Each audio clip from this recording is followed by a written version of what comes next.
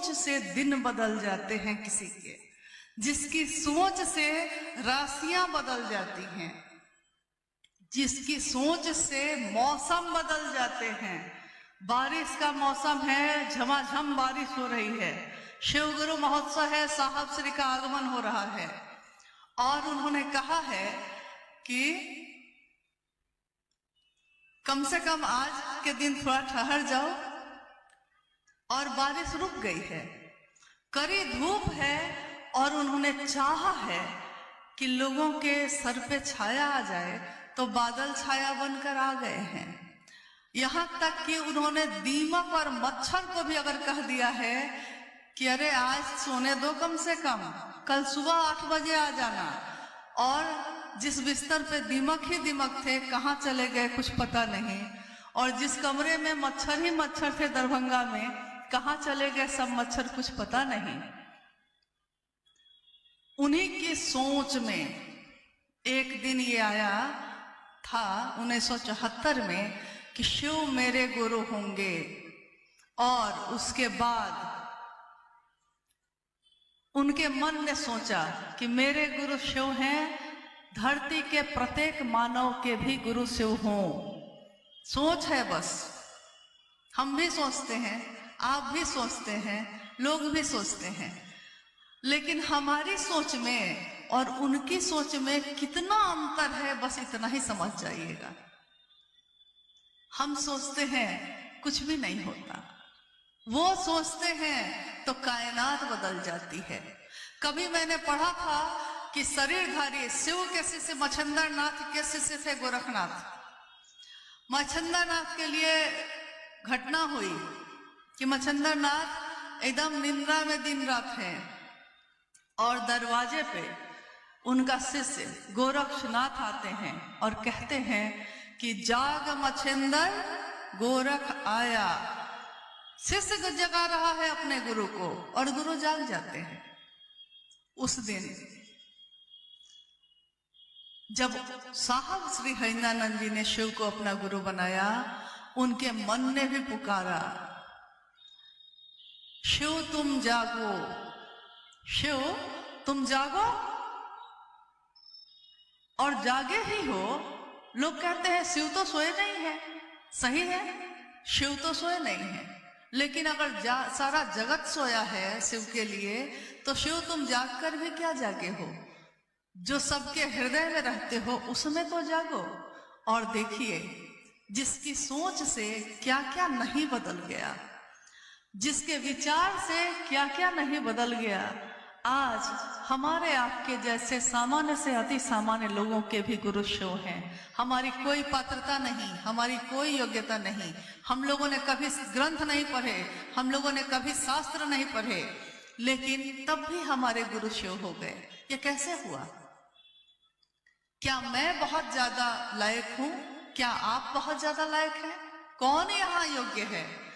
इस योग्य हम नहीं हैं नमन भी कर सकें शिव को, लेकिन जिसके अंदर शिव की ऊर्जा का संचरण हुआ, उनका नाम है शिव के शिष्य हरिंद्रानंद जी, जिनको हम सभी शिव शिष्य आदर से प्रेम से कहते हैं वरेण्य गुरु भ्राता साहब श्री हरिंद्रानंद जी। और याद रखिएगा कि हरिंद्रानंद जी ही वो डोरी हैं और हम सब पतंगे हैं। इस शिव के आकाश में सब उड़ रहे हैं। अभी हम बैठे थे तो देखा कि पतंग उड़ रहा है। अचानक ध्यान आया साहब की बातों का कि साहब ने कहा था कि पतंग लटाई से जुड़ी हुई है, डोर से जुड़ी हुई है, तो डोर से जब तक जुड़ी रहती है पूरा आकाश उसका है, जहां चाहो उड़ लो। लेकिन जैसे ही आप डोर से कटेंगे फिर वो पतंग कहाँ जाकर टंगाएगा कुछ पता नहीं है।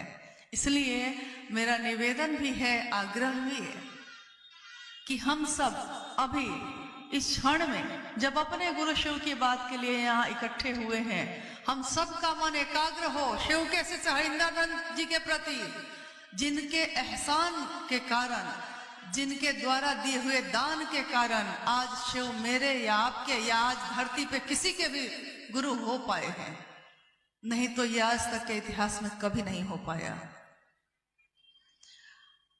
किस शिव की बात करते हैं हम? उस शिव की जिसको संसार के लोगों ने अनेक नामों से पुकारा। महादेव, देवों के देव हैं वो महादेव। महाकाल, काल को भी जिससे डर लगता है वो है महाकाल। महामृत्युंजय, जीवन और मृत्यु के चक्र से जो छूट दिला देता है, छोड़ दिया जाता है जिसके द्वारा, वो है महामृत्युंजय। महायोगेश्वर, महाअघोरेश्वर, जहां कोई तरंगे नहीं, जहां कोई हलचल नहीं, जो परम शांत है, शिव की सत्ता को वो नाम दिया गया।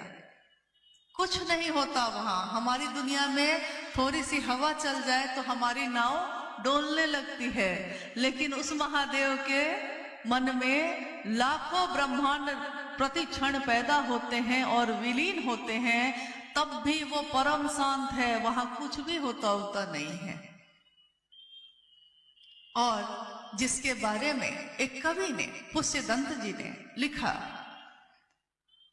कि अगर समुद्र के जल को, समुद्र जो सबसे ज्यादा पानी है, जहां अथाह पानी है, समुद्र के जल को और हिमालय जैसी टिकिया, हिमालय पर्वत सबसे बड़ा है, हिमालय पर्वत को मान लीजिए कि स्याही की टिकिया बना दी जाए और समंदर को पानी बना दिया जाए, उस पानी में उस टिकिया को रख दिया जाए, यानी हिमालय को रख दिया जाए, स्वर्ग का जो वृक्ष है पारिजात, उसकी शाखाएं तोड़ दी जाए और स्वयं मां शारदा, मां सरस्वती स्वयं धरती को कागज बना ले, ये जो धरती है उसको कागज बना ले, और उसी समंदर के पानी में जो टिकिया है उसमें अपनी लेखनी को, पारिजात वृक्ष की शाखा को डुबो डुबो कर इस पूरे धरती पे शिव का गुणगान लिख दे, तब भी गुणगान लिखना संभव नहीं है। कहा गया, साहब ने अपने पुस्तक में भी लिखा है, कहा भी गया है कि शिव गुणहीन है, कोई गुण नहीं उनमें, और अशेष गुणम है, इतने गुण हैं, इतने गुण हैं कि गुण का अंत ही नहीं है। गिनना चाहिए तो इतने गुण हैं उनमें कि उसका अंत ही नहीं होगा।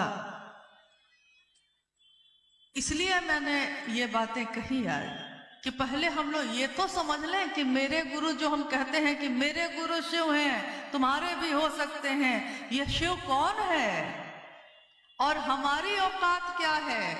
करोड़ों वर्षों पहले इस धरती की रचना हुई। आदमी का जो अस्तित्व है वो कितने लाखों वर्षों के बाद धरती पे जन्म लिया है। इस ब्रह्मांड में मेरी आपकी कोई औकात नहीं, एक क्षण पे हमारा नियंत्रण नहीं है, हमारे ही मन पे, हमारे ही दिल पे कोई नियंत्रण नहीं है। मेरा दिल अगली बार आज जिसको प्रेम करता है, अगले ही पल उससे घृणा करता है, जिससे आज घृणा करता है अगले पल उससे प्रेम कर बैठता है। दिल तो मेरा ही है, लेकिन मेरा नियंत्रण अपने दिल पे भी नहीं है। मेरा ही दिमाग है, अगले क्षण में क्या सोचेगा आपको नहीं पता। अभी मैं पूछूं कि 1 मिनट के बाद आप क्या सोचने वाले हैं, आपको नहीं पता है, क्योंकि ये सारा नियंत्रण वहीं से चलता है जहां से हमने आपने जन्म लिया है। और उस परम सत्ता को, उस अक्षय स्रोत को नाम दिया धरती के लोगों ने शिव। सोच लीजिए, कल्पना भी जिसके बारे में हम नहीं कर सकते। अभी भाई शोभेंद्र जी ने उस समय जब माल्यार्पण कर रहे थे हम लोग, उन्होंने कहा कि स्वागत है युग पुरुष तुम्हारा, तुमने जमीन पे गुरु शिव को उतारा।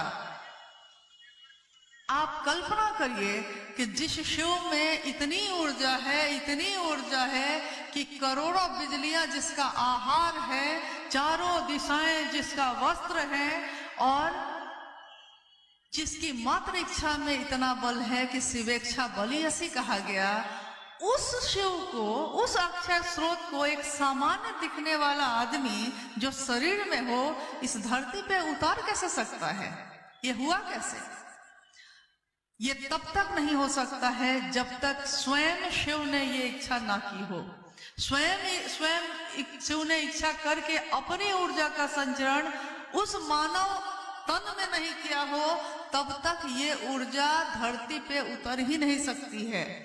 तो हम सिर्फ कल्पना करते हैं जब कि शिव कैसे हैं, या शिव ने जिनमें ऊर्जा उतारी है वो स्वयं साहब हरिंद्रानंद जी कैसे हैं, क्या ऊर्जा है उनकी, तो हमारा मन कांप जाता है, भय लगता है उनका नाम लेने में भी, उनकी बात करने में भी। लेकिन उन्होंने अपने आप को इतना नीचे किया, इतना सरल और सहज किया, ताकि संसार में रहने वाले प्रत्येक मानव जीवन में वो शिव की शिष्यता को उतार सके। कितना सरल किया। एक डिप्टी कलेक्टर गाड़ियों से नीचे उतर गया और उसने बस क्या पहना है, लुंगी और गंजी, और उस पे एक शर्ट, और वो भी शर्ट रोज नहीं धुलता है, खूंटी पे टांग दी जाती है। 3 दिन तक साहब वही शर्ट पहन रहे हैं। कहते हैं कि जो आता है, साहब हमेशा इस बात से चिढ़ते रहे। उन्होंने कहा कि ज्यादा अपना आव भाव में मत आइए, क्योंकि अगर आपके आव भाव के कारण कोई व्यक्ति आपके पास बैठकर शिव की बात नहीं सुन सका, तो फिर आपका ये दिखावा धरा का धरा रह जाएगा। इसलिए हमेशा शिव के शिष्य को इतना सरल होना चाहिए, इतना सहज होना चाहिए, ताकि हर व्यक्ति आपसे बात कर सके, हर व्यक्ति आपकी बात को सुनकर शिव की तरफ चल सके। ये स्वयं उन्होंने अपने जीवन से दिखाया। उनके जीवन में हमने देखा कि स्वयं में उन्होंने इतनी ऊर्जा को धारित किया है कि वो चाहे तो क्या नहीं होता है, होते देखा है हम लोगों ने। कितने लोग इसके चश्मदीद गवाह हैं कि जो उन्होंने चाहा है वो हुआ है, जो उन्होंने बदलना चाहा वो बदला है। लेकिन उसके बाद भी एक सामान्य पहाड़ और जंगल में रहने वाला व्यक्ति भी फटी हुई धोती पहनकर भी उनके पास आकर बैठा है, तो साहब और दीदी माँ नीलम आनंद जी ने इतने प्रेम से उसको सहारा दिया है कि वो निसंकोच, बिना संकोच के आके उनके गले से लग गया है। ये जगह कौन सी है?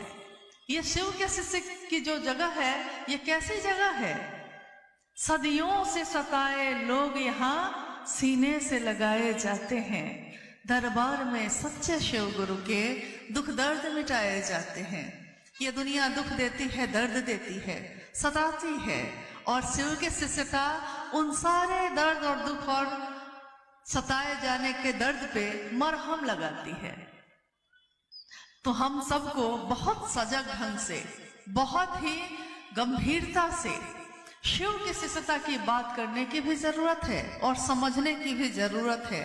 ये शिव की शिष्यता है, ये तमाशा नहीं है, ये तालीबाजी नहीं है, ये किसी लौकिक अपने सुख के लिए इसका उपयोग करने की पूरी तरह मनाही है, निषेध है। ये साहब ने अपनी चर्चाओं में कहा है, अपने पुस्तक आओ चले शिव की ओर में लिखा है कि ऊर्जा का संचरण, आध्यात्मिक ऊर्जा का संचरण अगर किसी के द्वारा हो रहा है, तो उस व्यक्ति का अपने जीवन में उस आध्यात्मिक ऊर्जा का उपयोग खुद के जागतिक सुख के लिए करना निषेध है, मना है, नहीं कर सकते। यानी कि शिव शिष्यता का व्यापार हम नहीं कर सकते। मैं खुद अगुआ बन जाऊं, मैं खुद श्रेष्ठ बन जाऊं, मैं ही सब कुछ हूं, मैं यहाँ का मालिक हूं, यानी आप ये भी नहीं कर सकते। और जिस दिन हमारे, आपके या किसी के मन में ऐसी भावना जैसे ही जगती है, वैसे ही समझ लीजिए कि अब डोर पतंग से कटने वाली है। पतंग को सजग हो जाना चाहिए कि ये डोर न कट जाए। तो आइए हम बात करते हैं आज वारसलीगंज में जो आज शिवगुरु महोत्सव हो रहा है। इस महोत्सव का उद्देश्य न तो भीड़ जमा करना है और ना तो कोई दूसरी बात यहाँ से करनी है, क्योंकि ये गुरु का मंच है। साहब की वाणी को याद करिए, गुरु का मंच जो है उसका उपयोग सिर्फ गुरु की बात के लिए किया जाता है, और वो बात ये होनी चाहिए ताकि जो बोल रहा है उसका मन जो सुनता है उसका मन, दोनों का मन शिव भाव से डूब जाए। शिव की चर्चा का उद्देश्य भी यही होता है, शिव शिष्यों का अलौकिक उद्देश्य भी यही होता है। और आज का ये जो मौसम है, सुबह से तो काफी ठंड थी और अभी देखिए धूप निकल आई है। ये किसके इच्छा का प्रतिफल है? मन जाने या ना जाने आभास तो हो ही जाता है, क्योंकि यहाँ कार्यक्रम हो ये भी इच्छा शिव के शिष्य हरिंद्रानंद साहब की थी। ये मेरी इच्छा नहीं, ये आपकी इच्छा नहीं, या यहाँ के जो आयोजक हैं उनकी इच्छा नहीं। उन्होंने स्वयं कहा था कि वारसलीगंज में कार्यक्रम होना चाहिए, तो हो रहा है। उन्होंने जो जो कहा है, चाहे वो 4 साल बाद हो, लेकिन वो बात होती जरूर है, घटित जरूर होती है। जो चीज आज असंभव लगती है, जो कि ये कार्यक्रम का संभव नहीं है, ये तो होते ही रहते हैं। लेकिन पहला जब कार्यक्रम साहब ने किया था तो 13 लोग थे उस कार्यक्रम में। उन 13 लोगों में भी 2 तो साहब दीदी स्वयं थे, 3 उनके बच्चे थे, तो 5 तो यही हो गए।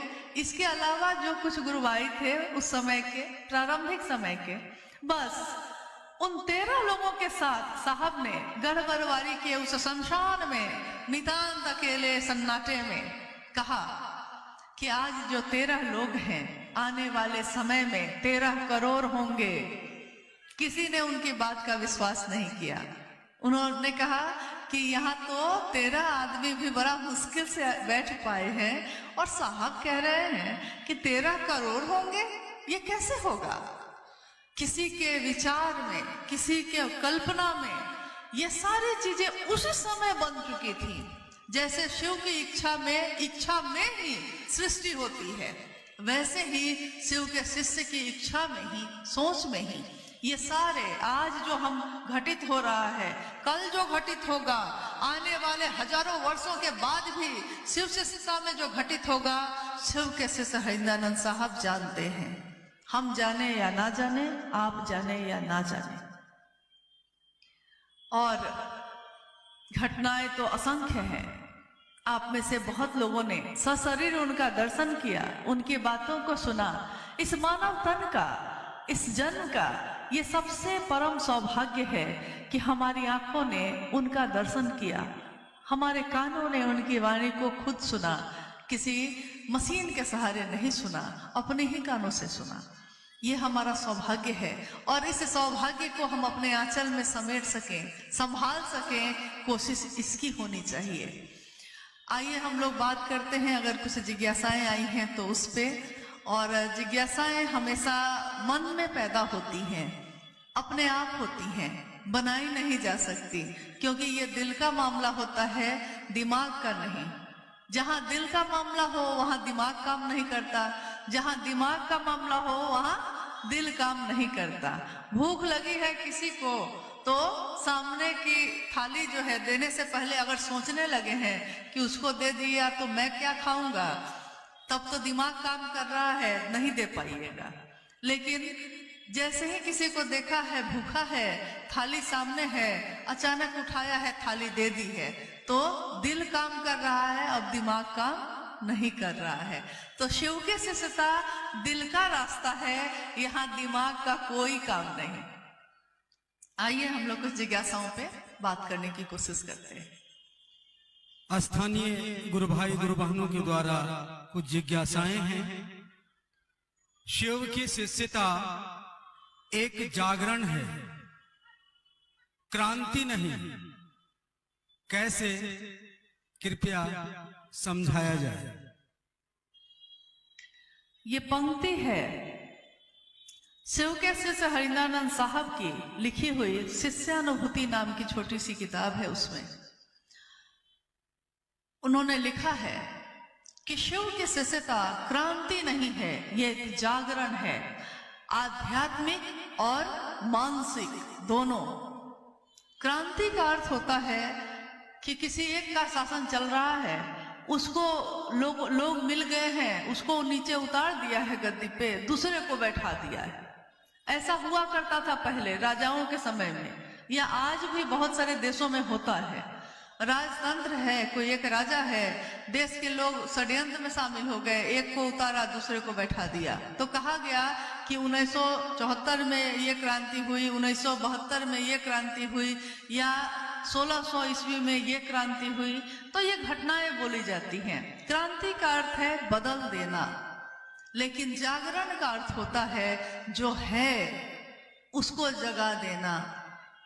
है वो बस सोया है, उसको जगा दीजिए। जैसे हमारे घर में आप जब सुबह में जगते होंगे तो आपने देखा होगा कि हमारे बच्चे सोए रहते हैं। ठंड में तो और ज्यादा होता है ऐसा। माँ जग गई है, पिता भी जग गए, बच्चे सोए हैं, आप जग गए हैं, बाकी लोग सोए हैं।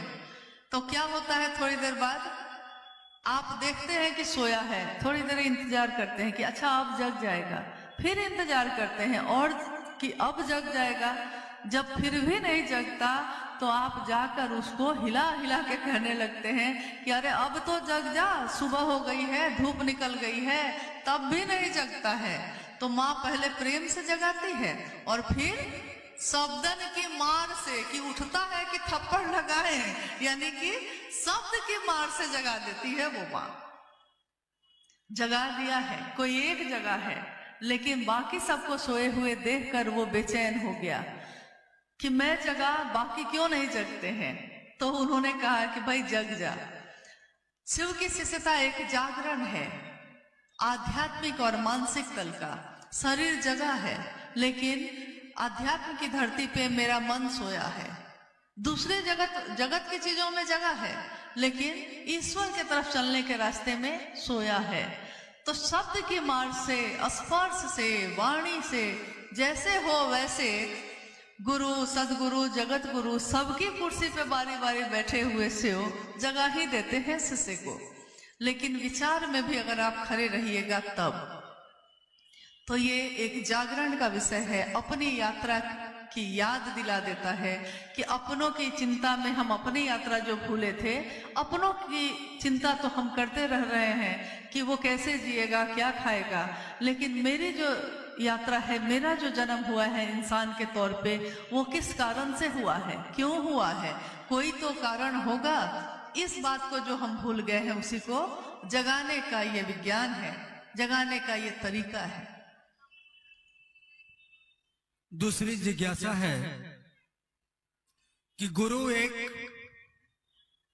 आदेश भी एक, मंजिल भी एक, फिर भी गुरु भाई, गुरु बहनों में मतभेद क्यों हो जाता है? कृपया अनुभव के आधार पर समझाया जाए। गुरु भी एक, रास्ता भी एक, मंजिल भी एक ही है, फिर भी गुरु भाई, गुरु बहनों में मतभेद क्यों हो जाता है? मतभेद यानी कि आप कुछ और चाहते हैं, हम कुछ और चाहते हैं, आप कुछ और सोचते हैं, हम कुछ और सोचते हैं। मंजिल है भगवान शिव स्वयं। जगत में हमारी पसंद नापसंद अलग अलग हो सकती है, लेकिन शिव के रास्ते पे चलने के लिए ये अलग अलग स्वीकार नहीं होती। अब है कि जब मंजिल एक है तो यहाँ आखिर गलती हो कहाँ रही है? ये मतभेद हो रहे हैं, इसका अर्थ है कि कहीं कुछ भूल हो रही है। तो थोड़ा हम लोग अपनी यात्रा पे पलट के देखते हैं, ये भूल क्यों हो रही है और ये भूल क्या है। मंजिल एक है, यानी साहब ने साफ साफ शब्दों में कह दिया है कि शिव स्वयं मंजिल है, शिव तक मेरे मन को जाना है। ये मन की बात हो रही है। शरीर में आप वारसलीगंज में रहते हैं, या कोई गुरु भाई शेखपुरा में रहते हैं, कोई जमुई में रहते हैं, कोई लखीसराय में, कोई रांची में रहते हैं। शरीर से हम अलग अलग रहते हैं, लेकिन हमारा मन मंजिल के तौर पे जानता है शिव को, यानी मन की बात हो रही है ये। तो शिव मंजिल है और उस रास्ते पे हमको चलना है। रास्ता शिव शिष्यता का है। अब शिव शिष्यता क्या है? शिव शिष्यता एक भाव है, ये हृदय का पक्ष है, मस्तिष्क का नहीं। हृदय का पक्ष जो होता है वो सीधे करता है, सोचता नहीं है, कर डालता है। सोचता बाद में है। तो तीनों सूत्र के बारे में साहब ने कहा कि तीनों सूत्र जो है साधन है, यानी आप इसको पकड़ के इसके सहारे महादेव तक पहुंच सकते हैं, मंजिल तक पहुंच सकते हैं। ये साधन क्या है? पहला सूत्र मन ही मन, ये कहना भूल हमसे कहाँ हो रही है। इसके लिए आइए पहले शुरुआत से शुरू करते हैं। जिस दिन हमारे नाम की घोषणा होती है, किसी ने घोषणा की है, आज से अभी से इस गुरु भाई ने, इस व्यक्ति ने शिव को अपना गुरु बनाया है, इसके नाम की सूचना शिव के अंतरिक्ष साम्राज्य को प्रेषित की जाती है और कृपया ये दर्ज हो, सूचना दर्ज हो अंतरिक्ष साम्राज्य में, और कहते हैं हम लोग जागा जागा महादेव। ये घोषणा है, यानी एक ध्वनि है, एक शब्द है, बोला जा रहा है। लेकिन ये विचार तुरंत दिमाग में पैदा होता है, विचार दिमाग में ही पैदा होता है। लेकिन जैसे ही हम दूसरा सूत्र पे आते हैं, दूसरे सूत्र की बात करते हैं, और पहले सूत्र में ही जब हम कहते हैं कि हे शिव आप मेरे गुरु हैं, मैं आपका शिष्य हूँ, मुझे शिष्य पर दया कर दीजिए, तो उस शब्द के साथ ही हमारा मन जुड़ जाता है कि हे शिव आप कौन है? आप दुनिया के हैं, सार्वजनिक हैं, सबके हैं, ईश्वर हैं, महेश्वर हैं, पता नहीं क्या क्या आप हैं, लेकिन आप मेरे हैं। अब मन समझ रहा है मेरा, और उसके बाद कहता है कि मैं आपका हूं। अब आप जो कहेंगे वो मैं सुनूंगा, वो मैं करूंगा। यानी शिष्य का मतलब ही होता है जो गुरु के आदेश अनुसार चलने योग्य हो, जो गुरु के अनुशासन में रहने योग्य हो।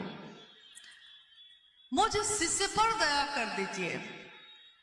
भूल क्या होती है? मुझ शिष्य पर मैं किसी की बेटी हूं, किसी की पत्नी, किसी की माँ, किसी की बहन, किसी की मित्र। लेकिन मैं क्या कह रही हूं? अभी हम बोल क्या रहे हैं? हम बोल रहे हैं कि मुझ शिष्य पर दया करिए। गुरु को पुकारता है शिष्य और कहता है मुझ शिष्य पर दया करिए, लेकिन बोलता ये है, सोचता ये है कि मेरा परिवार ठीक रहे, मेरे बच्चे ठीक रहे, मेरे पति का नौकरी लग जाए, बिजनेस ठीक रहे, हमको कोई दुख नहीं हो, पैर में दर्द है तो ठीक हो जाए, पेट में दर्द है तो ठीक हो जाए। देखिए, बोल रहे हैं शिष्य पर दया करिए, और जैसे ही शिष्य पे दया होनी शुरू हुई है कि शिष्य ने पाला बदल दिया। उसने कहा कि अब मेरा परिवार आ गया, मेरा कहा था शिव को मेरा, बोल रहे हैं शिव को मेरा, और सोच रहे हैं ये है मेरा, बोली में है। यानी तो बोली से जिस दिन हमारे दिल में ये प्रवेश कर जाएगा तो मामला तो वहीं पे ठीक हो जाएगा। कि जिस तरह पत्नी के लिए परवाह करते हैं, बेटा के लिए परवाह करते हैं, शिव की परवाह भी पैदा हो जाएगी। दूसरे सूत्र में साहब ने कहा कि शिव की चर्चा के पीछे आपका एकमात्र उद्देश्य होता है कि स्वयं भी शिव के शिष्य बने और दूसरों को भी प्रेरित कर सकिए। अब है, साहब ने कहा कि बड़े बड़े कार्यक्रम हो रहे हैं, हालांकि आज भी हो रहे हैं, लेकिन आपने देखा होगा कि एक तूफान सा है, पूरे जिले में कार्यक्रम हुए जा रहे हैं, अंत ही नहीं है। संभाषण भी सुंदर हुए जा रहे हैं। मंच से मैं बहुत सुंदर संभाषण करूं और नीचे उतर के मेरा चरित्र जब आप देखते हैं तो आप कहते हैं कि क्या यही व्यक्ति था जो मंच पे कुछ और बोल रहा था, और जिसके मन से कुछ भी कोई संकीर्णता नहीं गई, तो ये क्या बोल रहा है? ये व्यक्ति मंच पे बैठता है, गुरु के मंच पे। मैंने प्रारंभ में ही कहा, शिव का नाम लेने से भी हमको भय होता है। इस मंच पे बैठने योग्य हम लोग नहीं हैं, लेकिन साहब हरिंदर जी ने ये श्रेय दिया है कि शिव मेरे गुरु हुए हैं, तो उस गुरु के मंच पे चेला बैठ के बात कर रहा है। चर्चा भी गुरु की, शब्द भी साहब हरिंद्रानंद जी के, लोग भी, आप भी उनके, हम भी उनके, और ये बीच में मामला कुछ और क्यों हो जाता है? चर्चा, शिव की चर्चा का अर्थ होता है कि हम ऐसे हो जाएं कि कहीं से गुजरे तो लोग कहें कि शिव के शिष्य जा रहे हैं। चर्चा गुरु की, गुरु लगा है उसमें शिव गुरु चर्चा, उसी में लगा हुआ है ये शिव गुरु चर्चा, यानी शिव है गुरु, उनकी चर्चा होनी है। और इस चर्चा में हम जो बोलते हैं ये भाव मेरे अंदर नहीं था, आपके अंदर भी नहीं था, ये भाव मेरे अंदर पैदा ही हुआ है शिवशिष हरिनंदन जी की बातों को सुनकर।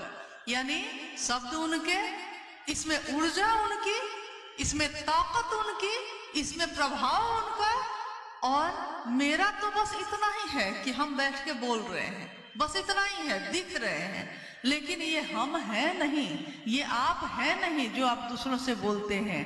ये तो उस महादेव की असीम दया है कि उनकी वाणी कोई बोलता है, कोई सुनता है। तो शिव की चर्चा जैसे ही अपना रूप बदलेगी उसका प्रभाव भी बदलेगा। जब तक हमारी मनसा ये रहेगी कि मेरे गुरु भी शिव हो जाएं, आपके गुरु भी शिव हो जाएं, और मुझको भी गर्व है कि मैं शिव का शिष्य, आपके अंदर भी वो गर्व पैदा हो जाए कि मेरे गुरु शिव, इससे सुंदर बात और कुछ भी नहीं हो सकती। इससे ज्यादा सानिध्य, इतना सुंदर सानिध्य किसी का नहीं मिल सकता। लेकिन जैसे ही शिव चर्चा का रूप बदलता है, यानी जैसे ही ये सम्मान का द्योतक हो जाता है, जैसे ही ये सुख सुविधा का हो जाता है, जैसे ही ये वर्चस्व का हो जाता है, जैसे ही ये क्षेत्राधिकारी बनने का होता है, जैसे ही इसमें शासन की भावना आती है, वैसे ही हमारी यात्रा जो शिव की तरफ जा रही थी अब वो गड़बड़ानी शुरू हो जाती है। एक बार साहब ने कहा कि आप लूडो खेलते हैं, लूडो एक खेल है, आप लोग खेलते हैं कि नहीं मुझको नहीं पता, लेकिन साहब दीदी के साथ हम लोगों ने कभी कभी खाली समय में उस खेल को खेला है। तो साहब कहते थे, उसको दिखा के कहते थे कि देखिए इसने 0 से शुरू किया था, 0 से, यानी कि कोई नहीं था उस समय, 0 से शुरू किया, आगे बढ़ता गया, 10 number, 20 number, 50 number, 60 number, 70 number, अब 99 पे चला गया है, यानी बस एक कदम और वो शिव हो जाएगा, बस एक कदम यहां तक चला गया है। लेकिन वहीं पे ये जितनी चीजें अभी मैंने कही उसमें से कोई भी अगर काट लिया ना, कोई भी अगर इसको डस लिया तो 99 से सीधे 0 पे आ जाता है, बस एक कदम ही तो बचा था। उसी के लिए महादेव से दया मांगिए कि हमारा मन इसको नहीं पकड़े, ये मन है तो बड़ा बेचैन, बड़ा शैतान, पकड़ता है इन चीजों को, लेकिन हमारा मन इन चीजों को ना पकड़ सके, इसकी दया उस शिव से मांगिए। हे शिव, मुझ शिष्य पर दया करिए कि मैं हमेशा सदैव आपके अनुशासन में रहूं, जो आपने चाहा है वो करूं, जो दूसरे चाहते हैं वो मुझको नहीं करना, मुझको वो करना है जो मेरे गुरु शिव ने कहा है। और मेरे गुरु शिव ने सीधे सीधे मुझको नहीं कहा था, उन्होंने सहारा लिया था एक मानव तन का, और वो मानव तन अगर हम आप इतने ही काबिल थे तो हमारा क्यों नहीं लिया? क्यों साहब हरिनंदन जी के शरीर का सहारा लिया? क्योंकि ऊर्जा को जो संभाल सकता है, ऊर्जा हमेशा उसी का सहारा लेती है पास करने के लिए। इस माइक में भी करंट है, बल्ब जो जल रहा है उसमें भी करंट है, तार में भी करंट है, लेकिन 440 वोल्ट जब आता है वोल्टेज तो वो ट्रांसफार्मर ही संभाल सकता है, पतली पतली तार उसको नहीं संभाल सकती, जल जाएगी। इसलिए ऊर्जा जो असीम है, ज्ञान के निधि अगम है, वो उनकी ऊर्जा जब उतरती है धरती पे तो ऐसे का सहारा लेती है जिसको इस दुनिया के लोग सुन सके, देख सके और तब निराकार की तरफ चल सके। क्योंकि हम जो हैं, हमारे 5 ज्ञानेंद्रिया जब काम करेंगी तब ना हम शिव की तरफ चल सकेंगे, सीधे शून्य में हमारा मन नहीं जाता। तो उसका सहारा लिया। शिव की चर्चा का रूप हमेशा, चाहे हम एक से करें शिव की चर्चा तब, चाहे लाखों से करें तब, न हमारा मन बदलना चाहिए, न हमारा मनसा वाचा कर्मणा, न मन न वचन न कर्म। शिव के शिष्यों का मनसा वाचा कर्मणा सब एक होना चाहिए। समाज में एक उदाहरण पेश होता है कि जो शिव की बात करते हैं, देखिए कितना सुंदर चरित्र है। शिव को तो लोगों ने विष भी दिया था, दिया था ना। समुद्र का मंथन हो रहा है, समुद्र के मंथन से कितनी चीजें निकली। कथा है कि माँ लक्ष्मी भी उसी में से निकली, पारिजात का वृक्ष भी उसी में से निकला, कामधेनु गाय भी निकली, बहुत सारी चीजें निकली। जब तक अच्छी अच्छी चीजें निकली सबने बांट ली, लेकिन उसके बाद मंथन होते होते होते होते हलाहल निकला, यानी कालकूट विष। विष का नाम ही रख दिया गया कालकूट। इतना जहर उसमें, इतना जहर कि उसके कारण हवाओं में जो जहरीलापन आ रहा था उससे लोग मूर्छित होकर गिरने लगे। देवता राक्षस सब मूर्छित होकर गिरने लगे। सब दौड़े महादेव के पास, कथा है ये, महादेव के पास चले गए और सबने निवेदन किया कि अगर आप नहीं संभालेंगे तो कोई यहाँ जीवित नहीं बचेगा। एक ऐसा जहर। और कथा है कि महादेव ने अपनी अंजुरी में उस हलाहल को बड़ा सहज ढंग से लिया और पी लिया, कंठ में ही रख लिया तो नीलकंठ हो गए। सोचिए जमाने ने उनके साथ क्या किया, लेकिन शिव का गुण क्या है? शिव का गुण ये है कि उनको मिला जहर, लेकिन उन्होंने क्या दिया सबको? अमृत। शिव ने सबको अमृत दिया है। तो चाहे मेरे साथ जमाना जो करे, लेकिन मैंने जिस दिन कहा है कि शिव मेरे गुरु हैं, तो मेरा यानी एक शिव के शिष्य का विचार या उसका बर्ताव या उसकी बोली दूसरों के लिए हमेशा प्रेमपूर्ण होनी चाहिए। अमृत। और एक दिन जो आपने दिया है जमाने को, जमाना आपको वही लौटाएगा। ये है साहब श्री की वाणी। उन्होंने कहा है ये भव समंदर है, ये भवसागर है, ये जीवन। और इस जीवन के समंदर में आप चप्पल फेंकिएगा तो चप्पल ही वापस आएगा, प्रेम दीजिएगा तो प्रेम ही वापस आएगा, शिव दीजिएगा तो शिव ही वापस आएगा। इसलिए हमेशा शिव की चर्चाओं में शिव को देने, शिव को लेने की बात करिए। इसके अलावा अगर कोई लौकिक कामना शामिल होगी तो इसका क्षमा जिसे कर सके न तुम भी, महादेव भी जिसको क्षमा ना कर सके, हे महादेव हमसे कोई वैसी भूल ना हो जाए जिसकी क्षमा शिव के पास भी नहीं होगी। क्योंकि अगर मेरे किसी कृत्य से कोई शिव की तरफ चलने से रुक गया तो इसकी क्षमा तो शिव भी नहीं करेंगे। तीसरे सूत्र में यानी शिव को नमन करने की बात कही गई है। शिव को नमन भी तो मेरा मन ही करेगा, ये भी मन ही होता है, मन ही करता है किसी को प्रणाम। इसका प्रयास करिए, नमः शिवाय से कर सकते हैं। साहब के जीवन में सबसे पहले शिव को गुरु बनाने के बाद सबसे पहले नमः सांसों के साथ आया और शिवाय सांसों के साथ उतर गया, यानी नमः आया और शिवाय उतर गया। बस इतना ही हुआ। उन्होंने भी उतना ही दिया लोगों को जितना उनके गुरु शिव ने उनको दिया था, न कम न ज्यादा। उन्होंने कहा मेरे गुरु शिव ने जो भी मुझको कहा है, जो भी दिया है, वो मैंने सबको बांट दिया, सबको दे दिया। अब इसके अलावा और क्या होना चाहिए ये मेरे गुरु शिव ने मुझको नहीं कहा है, इसलिए और क्या क्या इसमें मिलाना चाहिए ये मिलावट करने के लिए मुझको मेरे गुरु ने नहीं कहा है तो मैं नहीं करूंगा। नतीजा ये हुआ कि कितने ऐसे लोग जो उनके साथ चले, कुछ लोगों ने साथ छोड़ा भी, कुछ नए लोग और जुड़ भी गए।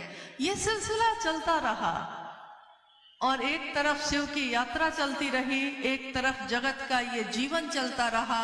कितने इसके तारे टूटे, कितने इसके प्यारे छूटे, पर बोलो टूटे तारों पर कब अंबर शोक मनाता है? अंबर शोक नहीं मनाता, शिव के शिष्य शोक नहीं मनाते। बस मेरे गुरु शिव न छूट जाए, दूसरा छूटता है तो छूट जाए, मेरे गुरु शिव न छूटे। बस इसी की कामना रखकर अगर ये तीनों सूत्र हम करते हैं तो इसका परिणाम ऐसा अद्भुत है जो आप करके देखिए, आपने सोचा भी नहीं होगा। आप ऐसा क्या चाहेंगे जो आपको उपलब्ध नहीं होगा। हर वो चीज यहाँ उपलब्ध होती है अगर मनसा हमारी सही रहे। शिव क्या नहीं देते, साहब ने तो खुद कहा मैंने शिव से पैसे लिए हैं, मैंने तो शिव से अपने बाल तक ठीक करवाए हैं। शिव ने लोगों को भेज दिया। बाल भी ठीक करने में मुझको मेहनत लगती है तो वो भी मैंने करवा लिया। बताइए ये कौन करता है? ये तो कोई नहीं करता जो उन्होंने कर दिया है। यानी शिव से जुड़े रहे, शिव से अगर लगे रहे तो क्या ऐसा है जो जीवन में उपलब्ध नहीं होगा? तो हम सब बस एक चीज पे टिके रहे। मंजिल है भगवान शिव स्वयं, रास्ता है शिव शिष्टता का, और हम सब यात्री हैं।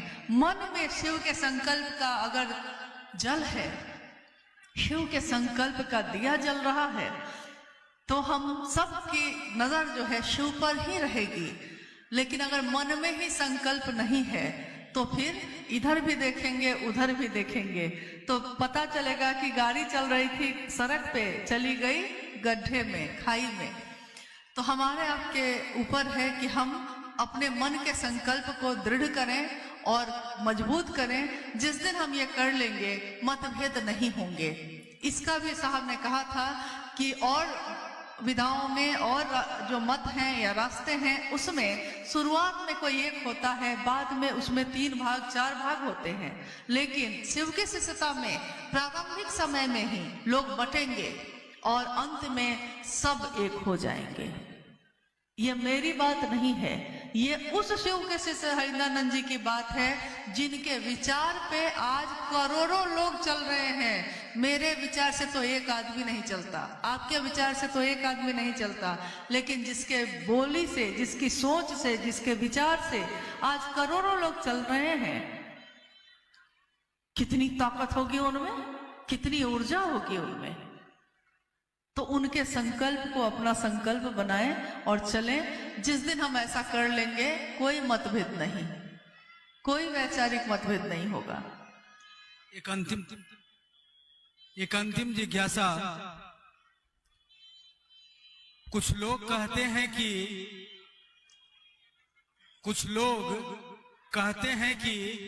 साहब श्री अपनी सारी आध्यात्मिक शक्ति मुझे ही दे दिया है, दीदी के द्वारा कृपया प्रकाश डाला जाए।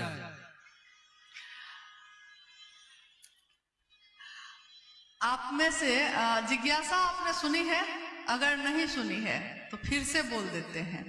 जिज्ञासा है कि कुछ लोग कहते हैं कि साहब ने शिवलीन होने से पहले, यानी शरीर को जब छोड़ा है उससे पहले, अपनी आध्यात्मिक ऊर्जा का संचरण मुझ में कर दिया है। कुछ लोग कहते हैं कर दिया है, ये ना?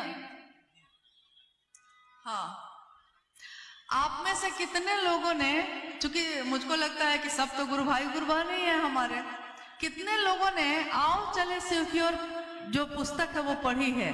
कृपया हाथ उठाइए। कितने लोगों ने पढ़ी है? इतने लोगों ने, तो लगभग सबने पढ़ी है। फिर से घर जाकर उसको गौर से पढ़िएगा। उसमें 201 या 2 है। एक पन्ने पे आओ चले शिव की ओर किताब का अंतिम जो आलेख है, वो भी, उसका भी आलेख का शीर्षक जो है वो है आओ चले शिव की ओर। मेरा निवेदन है कि थोड़ा हलचल आप लोग शांत कर लीजिए, क्योंकि अब बस 10 मिनट भी नहीं होंगे, हम भी जाएंगे, आप भी जाइएगा। और इस बात का वास्ता हमसे भी है, आपसे भी है, इसलिए इसको सुन लीजिएगा गौर से, ताकि कम से कम आगे की यात्रा तो ठीक से करें हम लोग। अब सुनिए, उसमें साहब ने लिखा है कि जब माँ नीलमानंद जी शिवलीन हुई थी 17 जून 2005 को, माँ नीलमानंद जब शिवलीन हुई, उस समय कुछ लोगों ने पूरे अभियान चलाकर ये बात लोगों में स्थापित की कि माँ नीलमानंद जी ने शिवलीन होने से पहले अपनी आध्यात्मिक ऊर्जा उनके अंदर ही आहरित कर दी है, यानी डाल दी है। ये साहब ने खुद लिखा है आओ चले शिव की ओर में। लेकिन जो कि पूरी तरह मिथ्या था, ऐसा नहीं हो सकता, इसी को उन्होंने अगली पंक्ति में स्पष्ट किया है। उन्होंने कहा है कि हमें याद रखना चाहिए कि आध्यात्मिक ऊर्जा का संचरण गुरु स्वयं करते हैं और कोई शिष्य नहीं कर सकता। और अपने जागतिक लालसा के लिए तो ये हो ही नहीं सकता।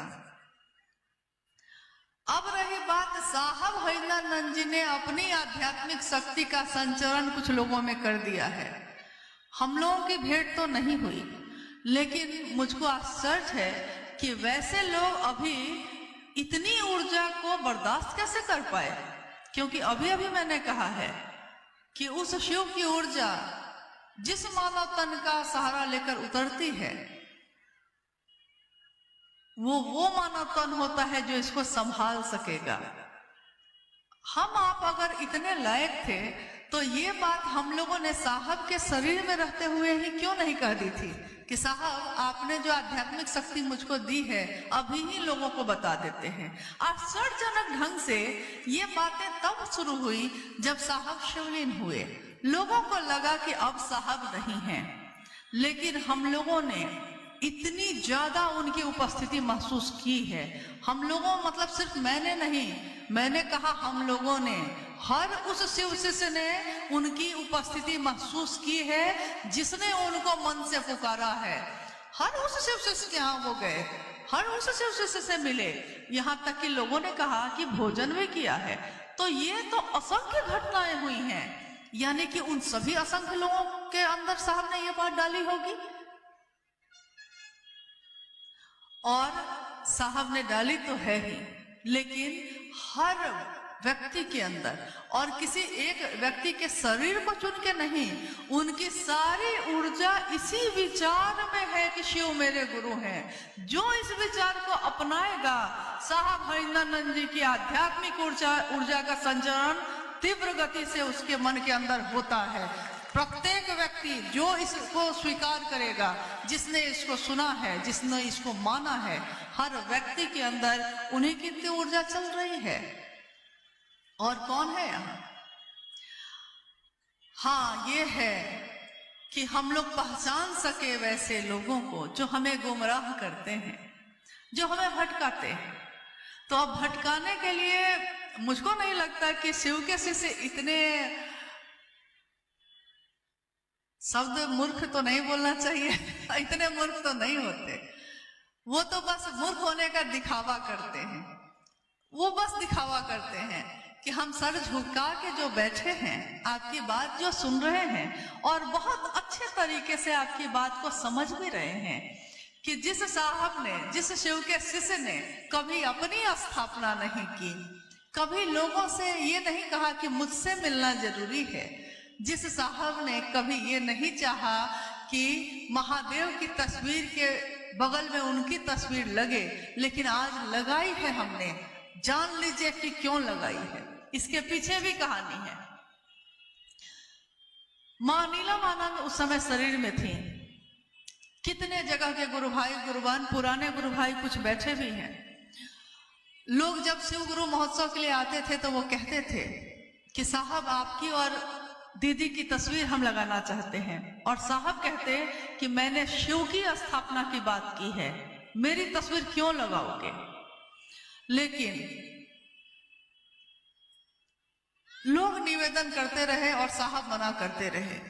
जब दीदी मां नीलमानंद जी शिवलीन हुई और ये हवा उठी कि हाँ दीदी ने मुझको दे दी शक्ति, दीदी ने मुझको दे दी शक्ति, तो साहब ने कहा यार अब नीलम शरीर में नहीं है, उनकी तस्वीर लगा सकते हो विवश होकर, ताकि एक ही जगह जुड़े रहिए भाई।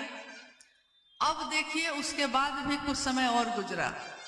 कुछ जगह पे शिव गुरु महोत्सव का आयोजन हुआ। आयोजकों ने साहब से निवेदन किया कि साहब महादेव की तस्वीर के साथ आपका और दीदी का भी तस्वीर बैनर पे लगाना चाहते हैं। साहब ने स्पष्ट शब्दों में मना कर दिया। उन्होंने कहा कि नहीं, मेरी तस्वीर क्यों लगेगी, लोग महादेव को देखेंगे, मुझको क्यों देखेंगे, मना कर दिया। और जब साहब स्वयं उस जिले में शिव गुरु महोत्सव में भाग लेने के लिए गए तो उस जिले में प्रवेश द्वार पे जो बैनर लगा था, उस बैनर पे महादेव की तस्वीर थी, मां नीलमानंद जी की तस्वीर थी, और जो वहां के मुख्य आयोजक थे उसी गुरु भाई की तस्वीर लगी थी। आश्चर्य लगा हम लोग को, इतना दुस्साहस कोई कैसे कर सकता है। ये साहस कैसे हुआ? लेकिन साहब ने कुछ नहीं कहा। फिर कुछ समय बीता, फिर एक जगह आयोजन में जितने आयोजक थे, फिर उन सब में से लगभग 10 लोगों की तस्वीर उस बैनर पे थी। लौटने के बाद हम सबों ने साहब से हाथ जोड़कर निवेदन किया था उस दिन कि साहब आप अनुमति दीजिए अपनी तस्वीर को लगवाने की, इसलिए कि अगर आपकी एक तस्वीर नहीं लगी तो हर व्यक्ति अपनी तस्वीर लगवाने के चाहत में खड़ा है और ये नहीं होना चाहिए। इसलिए विवश होकर उस दिन भी साहब ने इसकी अनुमति दी कि ठीक है, आज से महादेव के साथ साहब दीदी की तस्वीर भी लगेगी। हम लोगों के कानों तक ये आवाज भी पहुंची साहब के शिवलिंग होने के बाद, हालांकि जिज्ञासा में ये नहीं है। ये आवाज भी पहुंची कि लोग कहते हैं कि जब अब साहब और दीदी जीवन में नहीं है, शरीर में नहीं है, तो उनकी तस्वीर क्यों लगनी चाहिए? और मैं शिव के शिष्या पूछती हूँ कि उनकी तस्वीर नहीं तो किसकी तस्वीर लगनी चाहिए? महादेव की नहीं, महादेव के शिष्य की नहीं तो किसकी? जो हम लोग इस यात्रा में हैं उनकी तस्वीर लगनी चाहिए। और ये नहीं होगा। हाँ, तस्वीरें माध्यम होती हैं, शिव की तस्वीर माध्यम होती है शिव तक पहुंचने का। शिव नहीं होती, लेकिन शिव की छाया होती है तो हमारे लिए नमन के योग्य है। साहब मन से मिलते हैं, दीदी माँ मन से मिलते हैं, तस्वीरों से नहीं मिलते। लेकिन उनकी तस्वीर ना लगाएंगे तो नतीजा तो ये हो रहा है कि हर व्यक्ति अपनी तस्वीर लगा रहा है। क्या उसकी शरीर की मौत नहीं होगी? तब किसकी तस्वीर लगेगी? इसका अंत नहीं होगा। इसलिए यहीं पे अंत कर दिया जाए कि बस एक तस्वीर लगेगी साहब की, एक तस्वीर लगेगी माँ नीलमानंद जी की, और मेरे गुरु शिव की तो लगेगी ही लगेगी। क्योंकि भारत देश शिव की पूजा करता है, शिव को अपने दिल में धारण करता है, और शिव की शिष्यता हम सबको नमन के योग्य बनाती है। जो शिव के लिए झुकेगा वो सबके आगे झुकेगा। सबके आगे मतलब कौन? सोचना होगा ना, सबके आगे मतलब कौन? अगर आपके झुकने से रिश्ते बच जाए, कहीं पढ़ा था मैंने, आपके झुकने से कोई रिश्ता अगर बच जाता है तो आपको झुकना चाहिए। लेकिन अगर बार बार आप ही को झुकना चाहिए तो आपको रुकना चाहिए। और शिव के लिए झुकने वाला सबके आगे झुकेगा। जो उनके गले में नाग है वो उसके लिए भी झुकेगा। जो उनके बगल में खड़ा है बसहा उसके लिए भी झुकेगा। जो उनके पुत्र हैं उनके लिए भी झुकेगा। जो उनकी सवारी है उसके लिए भी झुकेगा। वो ये नहीं सोचता कि एक शेर है और एक चूहा है, हम शेर के आगे झुकेंगे, चूहा के सामने नहीं झुकेंगे, ये नहीं सोचता। शिव भाव की परिधि में जो है वो सबके आगे झुकता है। लेकिन कब? जब वो शिव भाव में दिखता है तब, जब वो शिव के गले में धारण किए हुए है तब, जब वो शिव की सवारी बना हुआ है तब। लेकिन जिसने शिव को ही छोड़ने का सोच लिया हो उसके आगे क्या करेंगे हम? इसलिए इसमें बहुत नहीं पढ़ने की जरूरत है। हमको पढ़ने की जरूरत बस इतनी ही है कि साहब हरेंद्रानंद जी को न भूल जाए हम। क्योंकि इतनी कथाएं आजकल चल रही हैं शिव चर्चाओं में, हर व्यक्ति अपनी ही कथा कह रहा है। कभी कभी तो मुझको आश्चर्य होता है कि जब किसी गुरु भाई या किसी गुरु बहन के द्वारा सुनने में आता है कि वो कहते हैं कि मैं उस समय बैठा था, मुझको साहब ने ऐसा कहा, मुझको दीदी माँ ने ऐसा कहा, तो मुझको लगता है कि क्या उस समय पूरी पृथ्वी पे सिर्फ साहब दीदी और वही व्यक्ति थे और बाकी कोई साहब के पास नहीं बैठता था? और क्या दीदी माँ ने सिर्फ एक व्यक्ति को अपनी सारी ममता दे दी है, हम लोग को और आप लोग को किसी को नहीं दिया है? तो माँ की ममता करुणामयी होती है, वो सबको एक समान देती है। और पिता का वात्सल्य भी पोषित और पुलवित करता है, वो सबको एक समान चाहता है। तो साहब हरिंद्रानंद जी ने अपने लिए सेवा तो किसी से ली नहीं इस जीवन में। इस शरीर में रहते हुए आज तक उन्होंने सेवा नहीं ली है लोगों से। कोई नहीं कह सकता कि जाकर उसने कभी पांव दबाए हो साहब के, कोई नहीं कह सकता कि उनका कपड़ा धोया है किसी ने, कभी नहीं। हाँ, उनके नाम पे लोग दूसरों से करवाते हैं ये काम। साहब हरिंदर जी के घर में मैंने खुद अपनी आंखों से कभी नहीं देखा कि किसी गुरु भाई गुरु बहन से काम करवाया जाता हो। वहाँ हम लोग खुद कर ले, लेकिन गुरु भाई गुरु बहनों को ये कहने का अधिकार साहब ने किसी को नहीं दिया।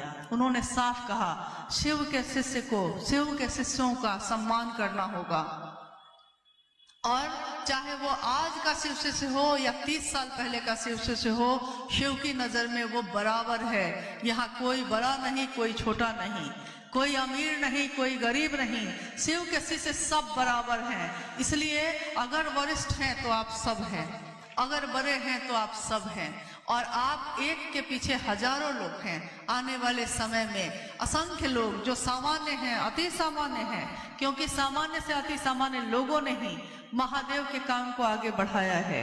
जो सामान्य है मतलब जो अति सामान्य है, इसका अर्थ जो अति सामान्य, जिनको सोचना पड़ता है कि अगले दिन हम क्या खाएंगे, पैसा नहीं है, पैदल चलकर, साइकिल से चलकर, मीलों मील जाकर महादेव की बात पहुंचाते हैं और लौट जाते हैं। लोग कहते हैं कि खा लीजिए भैया, भूख लगी है, लेकिन संकोच में पड़ जाते हैं, कैसे खाएं, लौट जाते हैं उसी तरह। वैसे लोगों ने महादेव का काम को बढ़ाया है। महादेव क्षमा नहीं करेगा अगर उन लोगों को हम लोग खिलौना समझेंगे, क्योंकि ये शिव के शिष्य हैं, दिखते सामान्य हैं, साधारण हैं, है नहीं वो। जिस दिन उन्होंने अपने महादेव से पुकार लगा दी, पता नहीं हमारा क्या होगा। अभी भी सावधान होने की बेला है, कुछ भी बिगड़ा नहीं है। आइए हम सब एक विचार से चलें, जो साहब ने हमेशा कहा कि याद कीजिए कितने श्लोक, कितनी पंक्ति हम पढ़ते हैं, हमारी सभा एक हो। सभा एक मतलब एक सभा में बैठे हम सभी शिव के शिष्य, हमारे दिलों में जो भाव पलते हों वो एक हो, हमारे मन में जो शिव का संचरण हो रहा है वो एक हो। यानी हम सब एक दूसरे को प्रेम पूर्ण ढंग से देखें, एक दूसरे का हाथ थामें, सहयोग करें, शासन ना करें, सहयोग करें। और मुझको विश्वास है कि आज का ये शिव गुरु महोत्सव शिव की स्थापना के लिए, जो कि नवादा जिला साहब के दिल के करीब रहा है, लेकिन नवादा जिला में लाखों शिव के शिष्य रहते हैं, तो जब जिला रहा है तो वो लाखों शिव शिष्य भी रहे हैं। अपने साहब दीदी का ध्यान कीजिए, अपनी यात्रा पे ध्यान दीजिए और आगे बढ़िए। शिव प्रतीक्षा कर रहे हैं और हम लोग किन किन के पीछे घूम रहे हैं। अरे हमारे शिव प्रतीक्षा कर रहे हैं आपकी, तो महादेव को, अपने मन को उस महादेव तक ले जाइए। कहते हैं ना, जो साहब ने हमेशा कहा कि अरे भाई चमचाई ही करना है, तो सबसे जो ऊपर बैठा है उसकी करो, चमचा ही बनना है। तो जैसे मैं खुद शिव तक तो अभी तक भी पहुंच पाई हूं कि नहीं पता नहीं, लेकिन जितना ही साहब तक पहुंचा तो मुझको लगता था कि जो वो चाहे मैं वही करूं, बस उसके अलावा कुछ भी नहीं। तो अनुभव बैठे हैं, इन्होंने मेरा नाम रख दिया था बेलचा। एक होता है चम्मच जो छोटा सा सामान उठाता है, एक होता है चमचा जो उससे थोड़ा सा बड़ा होता है, और उससे भी बड़ा होता है बेलचा। तो बनना ही है तो बेलचा बनिए, चम्मच बनिए, चमचा बनिए, जो बनना है अपने गुरु शिव का बनिए और साहब दीदी का बनिए भाई। अरे कोई तुझसा हो तो तेरी बात करे, कोई तुझसा हो तब ना तेरी बात करे, लेकिन तुझसा, तेरी दुनिया में तुझसा तो कोई मिला नहीं, तेरे सिवा तो कोई और मिला नहीं, तुझसे ज्यादा किसी ने मुझको चाहा नहीं, तुझसे ज्यादा किसी ने चाहा नहीं कि मैं शिव का शिष्य बन जाऊं। साहब हरिंद्रानंद जी ने साफ कहा, शिव का शिष्य और शिव को गुरु मानने वाले लोग यानी शिव के शिष्य, वो शिव शिष्य बने हैं कि नहीं बने हैं, ये उसके और मेरे बीच का मामला है, ये किसी तीसरे का मामला नहीं है। इसलिए किसी को इसके बीच में आने की जरूरत नहीं है। मैंने अभी कहा हमको भय होना चाहिए बीच में आने से, हम किसी के बीच नहीं आ सकते। जैसे मेरे और साहब के बीच का रिश्ता मेरा उनका है, आपका और आपके साहब के बीच का मामला भी आपका उनका है। बात बाकी लोग मिलते हैं, सम्मान सबका कीजिए, अपमान किसी का मत करिए, प्यार सबको दीजिए, वो चाहे दे या ना दे। कोई गाली देता हो आप प्रेम दीजिए, क्योंकि शिव की शिष्यता गुलाब के फूलों की सुगंध की तरह है। कांटों पे चढ़ के वो गुलाब खिला जरूर है। कांटों को दुनिया नहीं देखती, दुनिया गुलाब को देखती है, शिव की शिष्टता को देखती है। शिव की शिष्टता के फूलों में सुगंध है, सुवासित है, और ऐसी सुगंध है जो दुनिया को भी सुवासित करती है। आप लोग बड़े कष्ट में बैठे और इतना सुंदर उपहार है मेरे लिए। आपके लिए क्या है मैं नहीं जानती, मैं आपको कुछ दे सकी कि नहीं जानती। आपने जो दिया है वो अमूल्य है और इस जीवन में इसका ऋण नहीं चुका सकेंगे। आप सभी के चरणों में प्रणाम।